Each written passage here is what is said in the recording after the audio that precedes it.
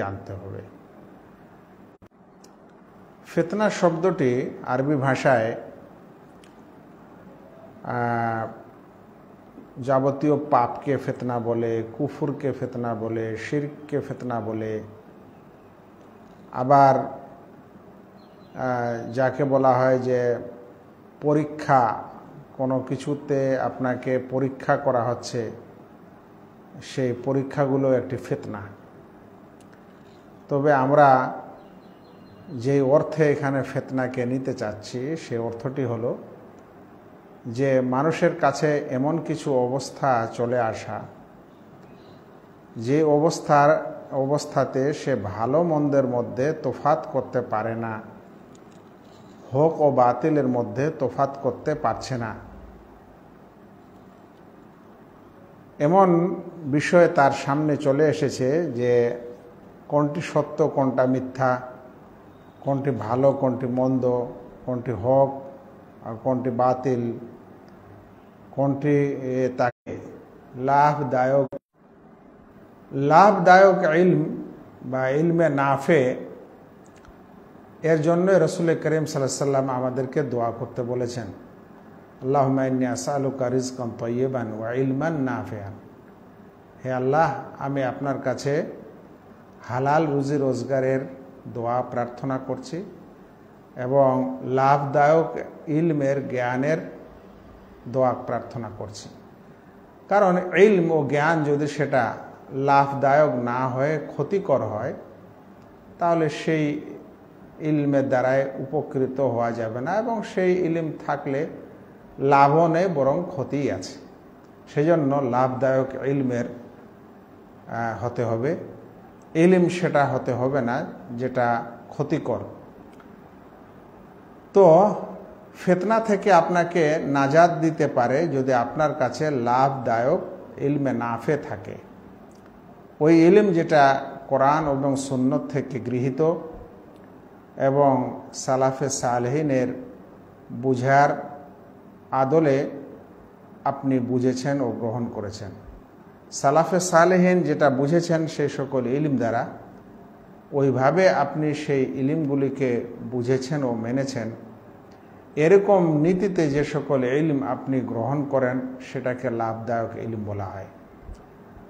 লাভদায়ক ইলম আপনাকে ফিতনা থেকে নাজাত দিবে, কারণ এই ইলম থাকলে আপনি চিনতে পারবেন যে ফিতনা কোনটা। যখন আপনি চিনতে পারবেন সেই ফিতনাকে, তখন আপনি সেই ফিতনা থেকে দূরে থাকবেন।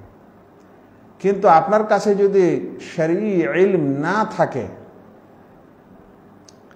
তাহলে আপনি কিভাবে ফিতনাকে চিনবেন? এবং সেই ফিতনাকে যদি না চিনতে পারেন তো কিভাবে ফিতনা থেকে বাঁচবেন? সে কারণে পৃথিবীতে ঘটে যাওয়া বড় বড় অঘটন, আশেপাশে ঘটে যাওয়া বড় বড় ঘটনা, দিন ও ইসলামকে কেন্দ্র করে ঘটে যাওয়া বিভিন্ন ধরনের অবস্থা, ওই সময় আপনি কিভাবে নিজেকে মন্দ থেকে বাঁচাবেন এবং কিভাবে নিজেকে বাতিল থেকে বাঁচাবেন, যতক্ষণে আপনার কাছে ইলম না হয়, জ্ঞান না হয় এবং সঠিক জ্ঞান না হয়। যখন আপনার কাছে ইলমে নাফে লাভদায়ক ইলম থাকবে, সেই ইলমই আপনাকে বলে দিবে যে অমুকটা ফিতনা, অমুকটা সমস্যা, আর তখন আপনি সেটা থেকে বাঁচবেন, অপরকেও বাঁচানোর চেষ্টা করবেন। আপনার দিন এবং আপনার আকীদা, আপনার ঈমান, আপনার আমল বেঁচে যাবে। আর ইলম যদি না থাকে, আপনি হন্য হয়ে এদিক ওদিক ঘুরবেন, যা মন হবে তাই করবেন, যা মন হবে তাই বুঝবেন, যেভাবে মনে হবে সেভাবে বুঝবেন, অথচ দেখা গেল সেটা আপনার জন্য লাভদায়ক নয়। এজন্য ইলমে নাফে এবং লাভদায়ক ইলম, জ্ঞান আপনাকে এই ফিতনার সময় বাঁচাতে পারে, ফিতনা চিনতে এবং ফিতনা থেকে বাঁচতে সাহায্য করবে। নচেত আপনি ফিতনা বুঝতেও পারবেন না এবং ফিতনা থেকে বাঁচতেও পারবেন না। ওয়ালাইকুম আসসালাম ওয়া রাহমাতুল্লাহ। আমিনুল ইবনে আজহারুল বলছেন। আমি আপনাকে আল্লাহর জন্য ভালোবাসি শেখ। আল্লাহ আপনাকে নেক হায়াত দান করুন, ইলমে বরকত দান করুন, রিজকে বরকত দান করুন। আমিন। বারাকাল্লাহু ফিকুম। আমরাও আপনাকে ভালোবাসি। জাযাকুমুল্লাহ খায়ের। এই ফিতনা থেকে বাঁচার দ্বিতীয় উপায় হচ্ছে কিতাব এবং সুন্নতকে আঁকড়ে ধরা।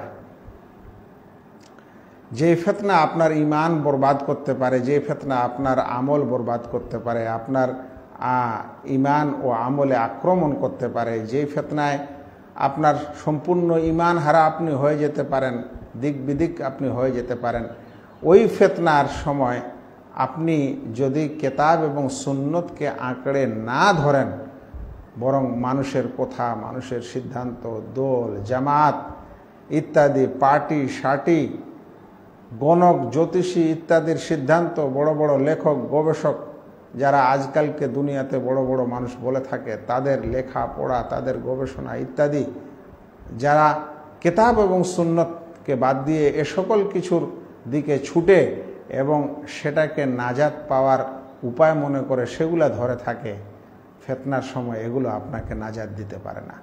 নাজাত দিতে পারে কিতাব এবং সুন্নাহ। কিতাব এবং সুন্নতকে দৃঢ়ভাবে ধারণ করতে হবে ফিতনার সময়। রাসূল করিম সাল্লাল্লাহু আলাইহি ওয়াসাল্লাম বলছেন, ইন্নী কাদ তারাকতু ফীকুম শাইআইন, আমি তোমাদের মাঝে দুটি জিনিস ছেড়ে যাচ্ছি, লান তাদিল্লু বা'দাহুমা, এই দুটির পর তোমরা কখনো পথভ্রষ্ট হবে না। একটি হলো কিতাব আল্লাহ, আর একটি হলো আমার সুন্নত, আল্লাহর কিতাব এবং আমার সুন্নত। ওয়ালা ইয়াতাফাররাকা হাত্তা ইয়ারিদা আলাল হাউদি, এবং তোমরা বিভক্ত হবে না যতক্ষণ পর্যন্ত এটি ধারণ করে থাকবে, যতক্ষণে তোমরা হাউজে আমার সাথে সম্মিলিত না হও। হাদিসটিকে হাকিম বাইহাকি বর্ণনা করেছেন এবং শেখ আলবানী হাসান বলেছেন। তো ফিতনার সময় কিতাব এবং সুন্নতকে ধারণ করতে হবে। আর কিতাব এবং সুন্নত যদি আপনি না জানেন, তাহলে যারা কিতাব এবং সুন্নত জানে তাদেরকে ধারণ করতে হবে, তাদের কথা অনুযায়ী চলতে হবে। আপনি এবং আমি এই ফিতনার সময় সব সময় একটা টেলিভিশনে দেখতেই থাকবো, একের পর এক চ্যানেল ও খবর, আর একটা অনলাইনের এই সংবাদ থেকে ওই সংবাদ, একটা ফেসবুকের আর একটা হোয়াটসঅ্যাপের এই মন্তব্য থেকে সেই মন্তব্য, এই লেখকের থেকে ওই লেখক, এভাবে করতে করতে দিনের কয়েক ঘন্টা এবং সব সময় আমরা এগুলোতে মেতে থাকবো আর ভাববো আমরা ফিতনা থেকে বেঁচে যাব। এটা কোশ্চিনকালে হতে পারে না। আপনাকে ফিতনার সময় কিতাব এবং সুন্নতকে ধারণ করতে হবে। কিতাব এবং সুন্নত যদি আপনি না বুঝেন, তাহলে ওই সকল আলেম ওলামার সান্নিধ্যে আপনাকে থাকতে হবে যারা কিতাব এবং সুন্নতের অনুযায়ী কথাবার্তা বলে থাকেন।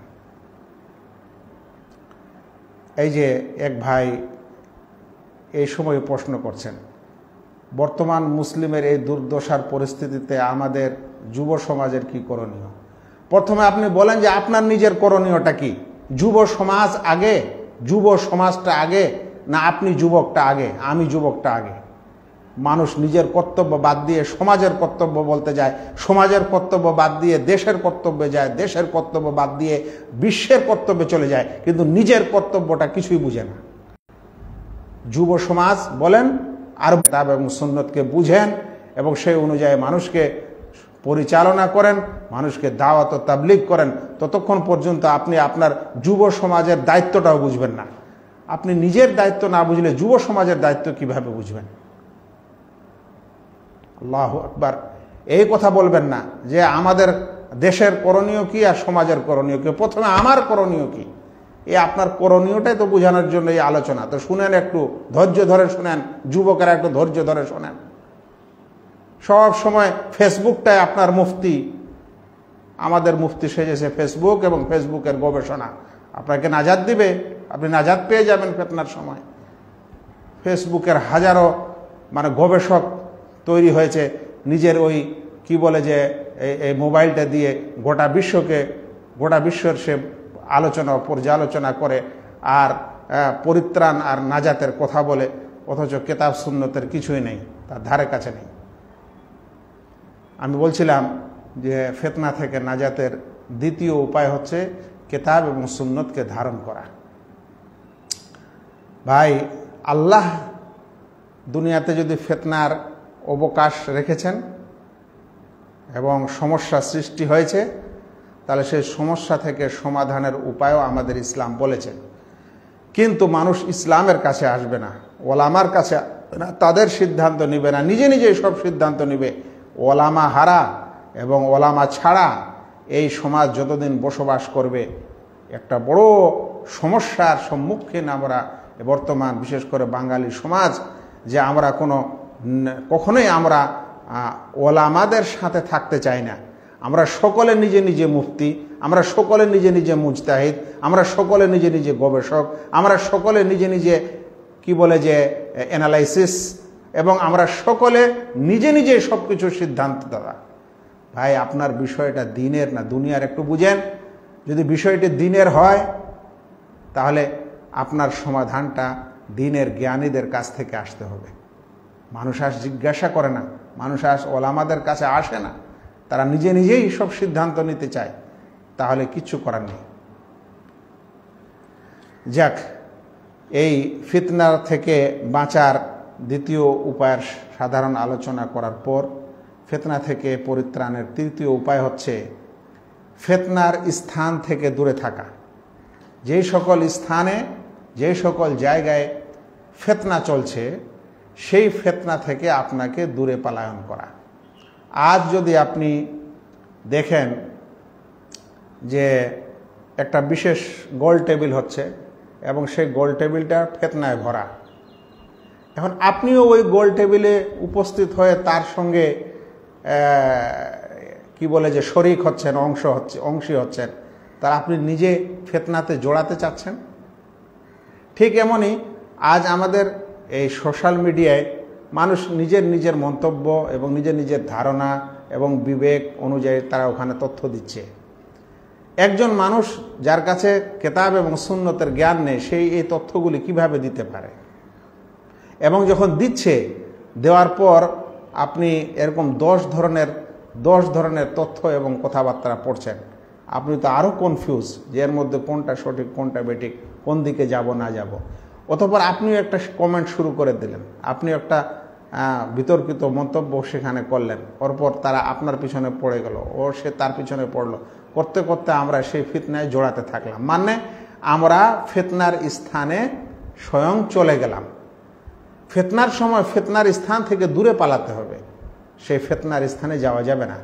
সেটা বাক্যের ফিতনা হোক, সেটা কথার ফিতনা হোক, সেটা চিন্তাধারার ফিতনা হোক, সেটা শরী দলিল বহির্ভূত কার্যকলাপের ফিতনা হোক, সেটা সামাজিক ফিতনা হোক, সেটা জাতীয় ফিতনা হোক, সেটা আন্তর্জাতীয় ফিতনা হোক।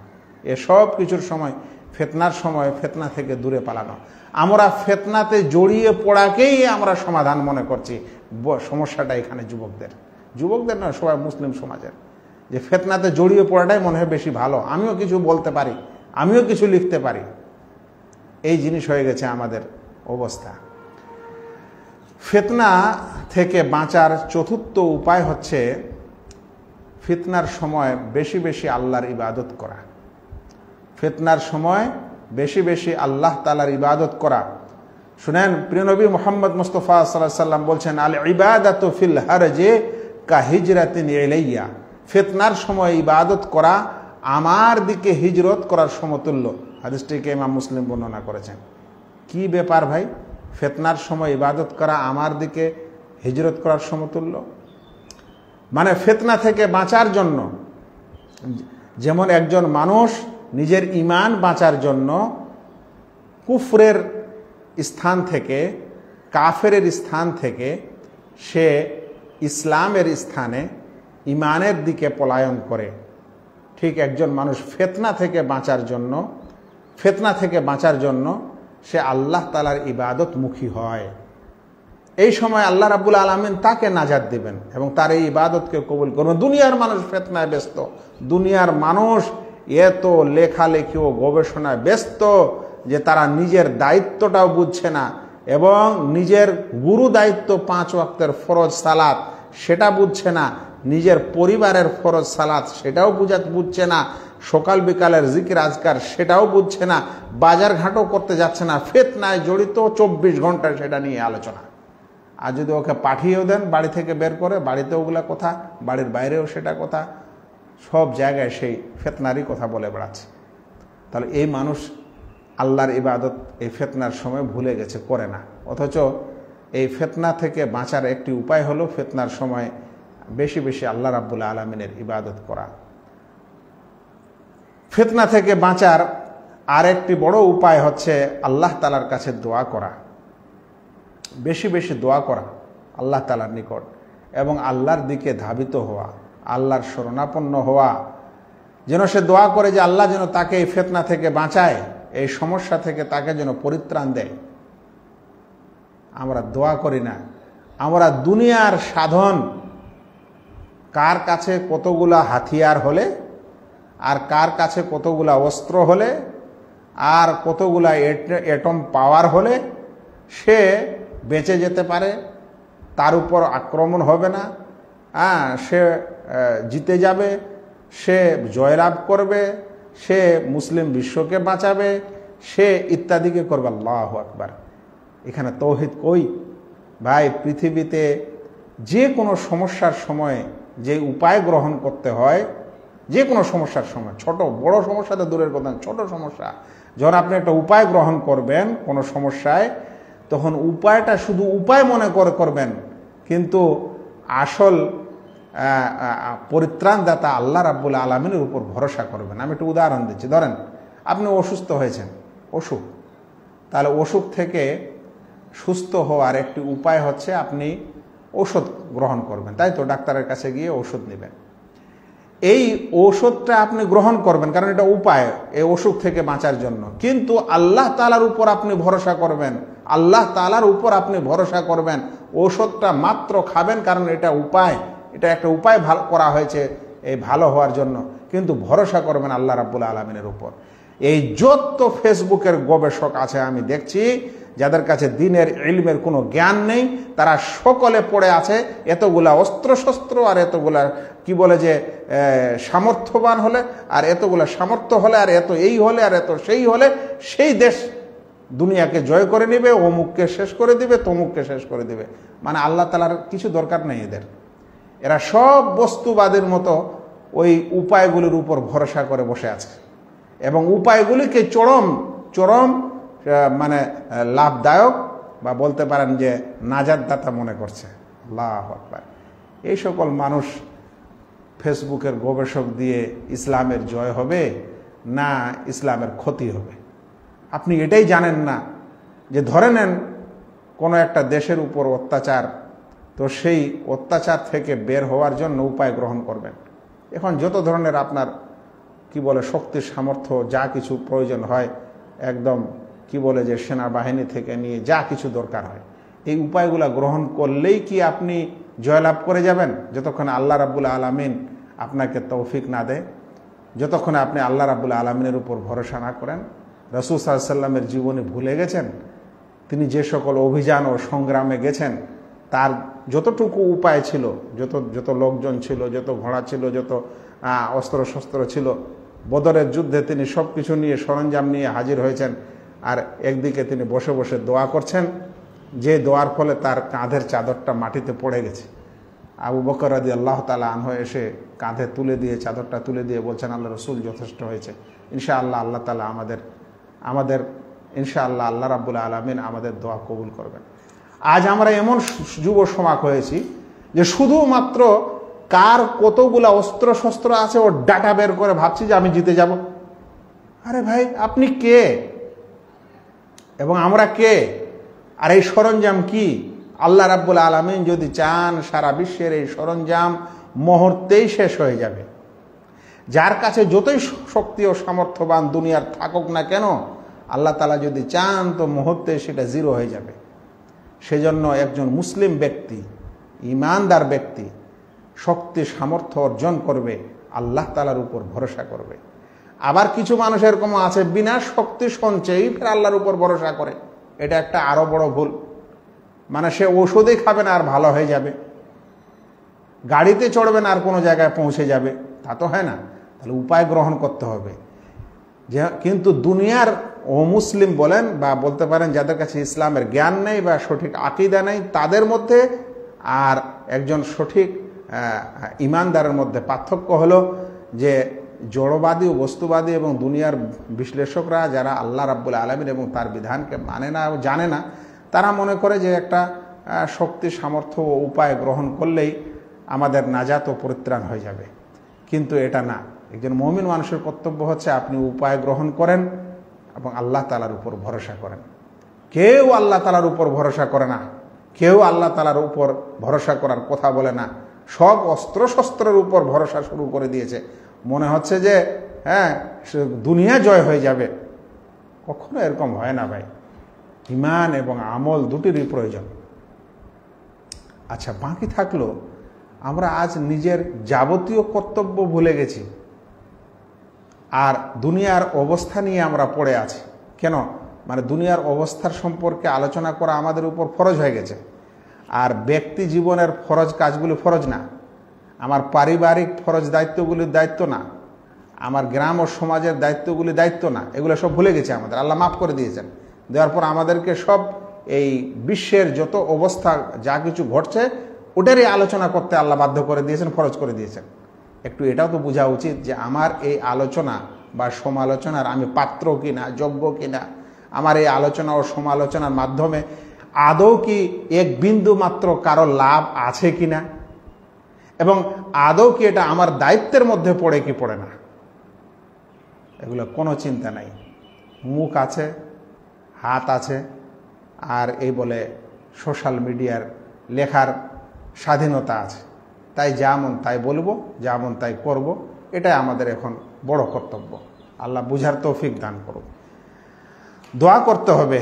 শুনেন, এই ফিতনা থেকে বাঁচার জন্য আল্লাহ রাব্বুল আলামিনের শরণাপন্ন হতে হবে, তার কাছে দোয়া করতে হবে। আল্লাহ বলছেন, রাসূল সাল্লাল্লাহু আলাইহি ওয়াসাল্লাম বলছেন, ইয়াতি আলাইকুম জামানুন, তোমাদের কাছে অচিরে এমন এক সময় উপস্থিত হবে, লা ইয়ানজু ফিহি ইল্লা মান দাআ, সেই সময় কেউ নাজাত পাবে না, কিন্তু সে নাজাত পাবে যে আল্লাহ তাআলার কাছে দোয়া করবে।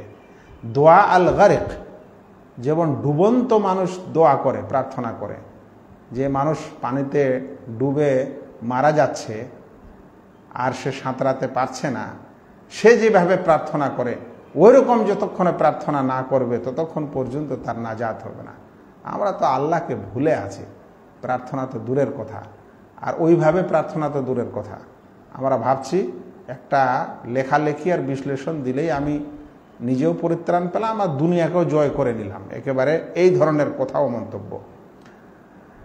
এই ফিতনা থেকে বাঁচার আরেকটি উপায় হচ্ছে লুজুম ও জামাআতুল মুসলিমিন, মুসলিম জামাতের সাথে থাকা এবং মুসলিম ইমামের সাথে থাকা। মুসলিম জামাত এবং মুসলিম ইমাম কি জিনিস? জামাত বলতে জামাআতুল মুসলিমিনকে বোঝায়, মুসলিম জামাতকে বোঝায়। আর ইমাম বলতে মুসলিমদের শাসককে বোঝায়, মুসলিমদের খলিফাকে বোঝায়। কিন্তু সমস্যা হলো যে আজকাল সকল মুসলিম এক জামাতের অন্তর্ভুক্ত নয় এবং তাদের এক ইমামও নেই। তাহলে যে যেই স্থানে বসবাস করছে সেই জামাতের সাথে থাকা, যে যেই স্থানে এবং পরিসরে বসবাস করছে তাদের কাছে যে সকল ওলামা রয়েছেন যারা বিভিন্ন ক্ষেত্রে দিনের বিভিন্ন ক্ষেত্রে দিক নির্দেশনা দিয়ে থাকেন, ওই সকল আলেম ওলামার সাথে থাকা। আল্লাহু আকবার। আমরা এটাকে কিছুই মনে করি না। আমরা মনে করছি ওলামারা কিছু জানে না, আবার মনে করছি যে এটা ফালতু, এখন কথা বলছে, এগুলোর এখন দরকার নেই। দরকার তো ওই যুদ্ধ লেগেছে ওইটার। হ্যাঁ, আপনি কি জানেন আল্লাহ রাব্বুল আলামিন আমাদের উপর সকাল বিকাল কি ফরজ করেছে? এখন সকাল বিকাল যা ফরজ করেছে তার মধ্যে ওইটা পড়ে কিনা বলেন তো, ওটা পড়ে কিনা? তো ওলামারা জানে না। এই ভ্রান্ত বিশ্বাস এবং আপনার অন্তরে যে এসেছে, এটাই আপনাকে ওলামা এবং ইলম থেকে দূর করে দিয়েছে। আল্লাহ রাব্বুল আলামিন একজন আলেমকে এবং ওলামাকে, তার মর্যাদাকে বৃদ্ধি করেছেন, তাকে জ্ঞান দিয়েছেন, অন্য থেকে তার মধ্যে দূরদর্শিতা দিয়েছেন। কিন্তু মানুষ সেটা আজ বুঝে না। সে ভাবছে তারা সকলেই দূরদর্শী, তার থেকে পারদর্শী এবং দূরদর্শী, এবং আলেমদের কাছে কিছুই নাই, ফালতু। একজন আলেম সে কিতাব এবং সুন্নতের জ্ঞান অনুযায়ী আপনাকে বলতে পারে আপনার এই সময়ে আসল ফরজ কি, আসল দায়িত্ব কি, কি করতে হবে, কি করা উচিত। কিন্তু আমরা এগুলা তোয়াক্কা করি না ভাই, এই সমস্যা হয়ে গেছে। সাহাবী হুযায়ফা রাদিয়াল্লাহু তাআলা আনহু আল্লাহ রাসূল সাল্লাল্লাহু আলাইহি ওয়াসাল্লামকে ওই ফিতনার সময় কি করতে হবে জিজ্ঞাসা করেছিলেন। আল্লাহ রাসূল বলেছিলেন, তালজাম জামাআতাল মুসলিমিন, মুসলিম জামাতকে আঁকড়ে ধরে থাকবে, ওয়া ইমামাহুম, এবং তাদের ইমামের সাথে থাকবে। মুসলিম জামাত এবং মুসলিমদের শাসক। তখন এক পর্যায়ে তিনি বলেছিলেন, ফাইল্লাম ইয়াকুন লাহুম জামা ওয়ালা ইমাম, আল্লাহ রসুল যদি জামাত না থাকে, মুসলিম জামাত এবং মুসলিম ইমামও যদি না থাকে, তাহলে কি করব? তখন আল্লাহ রসুল সাল্লাল্লাহু আলাইহি ওয়াসাল্লাম বলছেন, ফাতাজিল তিলকাল ফিরাক কুল্লাহা, তাহলে এই যাবতীয় ফিরকা থেকে দূরে থাকিও, এবং পুরো গাছের মূল শিকড়কে ধরে থাকলেও একাই থাকবে। তো ফেরকা থেকে, দোলাদলি থেকে, আর মানে বিভ্রান্তকর দল থেকে দূরে থাকতে হবে। আর মুসলিম জামাত সেটাই, যেটা সাহাবাদের জামাত ছিল এবং সাহাবাদের নিয়ম নীতি ছিল। সেই সালাফদের নিয়ম নীতির উপর যে জামাত থাকবে, সেই জামাতকে মুসলিম জামাত বলা হবে। কিতাব এবং সুন্নতের উপর যারা প্রতিষ্ঠিত থাকবে, তাদেরকে মুসলিম জামাত বলা হবে, যদিও তাদের সংখ্যা কম হোক না কেন। এই ৬ষ্ঠ নম্বর উপায়ের পর ৭ম নম্বর উপায় হচ্ছে, ফিতনা থেকে বাঁচার ৭ম নম্বর উপায় হচ্ছে হিফজুল লিসান মিনাল উকুফি ফিতান। এই জুবানকে, জিহবাকে ফিতনা থেকে দূরে রাখা, জিহবাকে ফিতনা থেকে দূরে রাখা। সেই ফিতনাটা পবিত্র ফিতনা হোক, কিংবা সেই ফিতনাটা সংশয়ের ফিতনা হোক, সেই ফিতনাটা পৃথিবীর যে কোনো সমস্যার ফিতনা হোক না কেন, নিজের জবানকে লাগাম দিয়ে রাখা। কারণ আপনি যখন ওই ফিতনার সম্পর্কে আপনার জবানকে ছেড়ে দিবেন, আপনিও বলতে লাগবেন, কিছু কথা বলবেন, ১টা ২টা ৩টা ৪টা, এভাবে করতে করতে আপনি ফিতনায় পড়ে যাবেন। আপনার এই জবান যেন ফিতনার দিকে আহ্বানকারী না হয়, এভাবে আপনার কলমও যেন না হয়, আপনার ভাষাও যেন না হয়। আপনি বলবেন, এরকম সমস্যাগুলির জন্য আমাদের ওলামার সাথে থাকা উচিত, আমাদের ওলামারা যা বলছেন সেটাই শুনেন, সেই অনুযায়ী থাকেন। কেউ যারা থাকতে চাইবে না, তাহলে সে জামাত থেকে বের হয়ে যাচ্ছে, ইমাম থেকে বের হয়ে চলে যাচ্ছে। সে তার ইমাম তার মন, তার ইমাম তার কলম, তার ইমাম তার প্রবৃত্তি, তার ইমাম তার চাহিদা।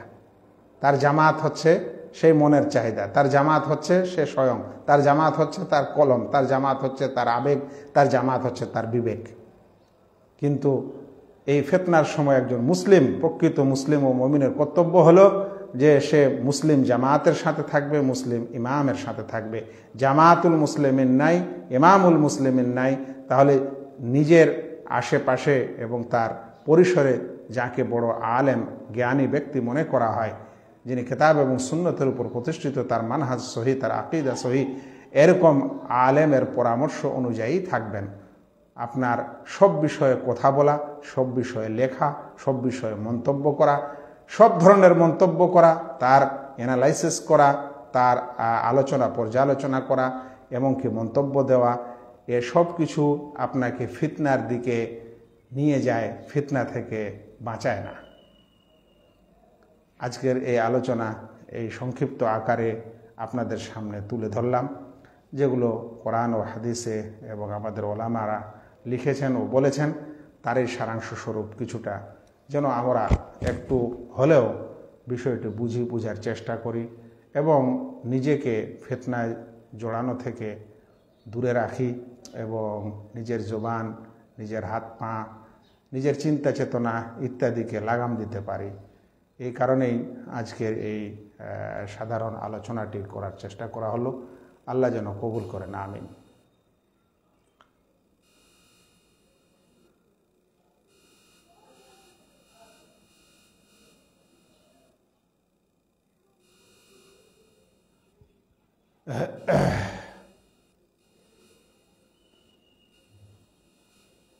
এখানে কারো কি প্রশ্ন ছিল? এক ভাই বলছেন, সেন্ট বা পারফিউম ব্যবহার করা যাবে? শেখ বলবেন, বললে খুব উপকৃত হব। ভাই, পারফিউমে অ্যালকোহল থাকে, আর অ্যালকোহলটা ইসলামে মানা।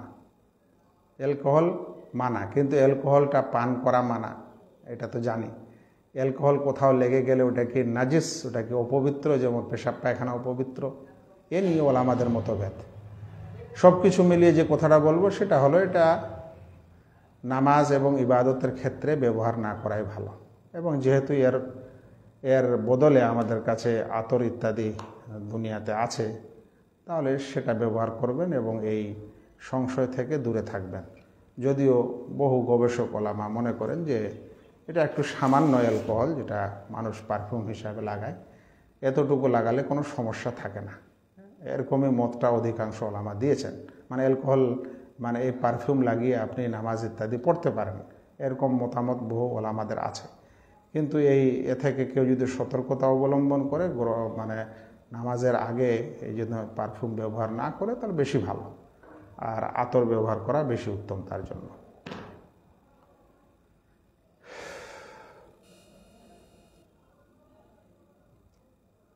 জি, আমার এখানে অনেকক্ষণ হলো লাইন চলে গেছে, সেজন্য খুবই গরম লাগছে। আমি লাইভ বন্ধ করছি। আল্লাহ আমাদের সকল ভাইদেরকে, যারা আমরা লাইভে ছিলাম এবং পরে শুনবো, তাদের সকলকে ইসলামের সঠিক জ্ঞান দেওয়ার, বুঝার এবং এই কথাগুলিকে যা কিছু আলোচনা হলো সেগুলো বুঝার এবং তার প্রতি আমল করার তৌফিক দান করেন। আমিন। আসসালামু আলাইকুম ওয়া রাহমাতুল্লাহি ওয়া বারাকাতুহু।